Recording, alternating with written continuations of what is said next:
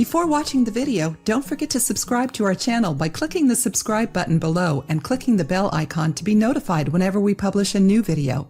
Many people love to grow their plants at home. After all, this activity is very rewarding and good for you in many ways. However, taking care of plants is not always an easy task. Therefore, many people end up not even trying this activity, which can be considered a hobby.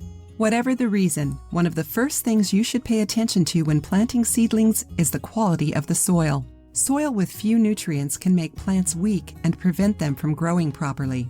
Today, many people resort to the use of fertilizers, which despite being readily available, can be toxic to the environment. If you're thinking of starting a garden or already grow some plants at home, we have a very interesting tip which will improve the quality of the soil in your garden in a completely natural way. The best part is that it's very simple to do.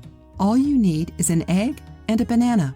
If you prefer, you can use only the eggshell. The combination of these two ingredients will provide your garden with all the nutrients it needs without having to resort to fertilizers. To get started, grab a shovel and dig a small but deep hole. Place the egg and bananas in the hole. Then take the plants and flowers you want to plant and put them in the hole, covering them with soil.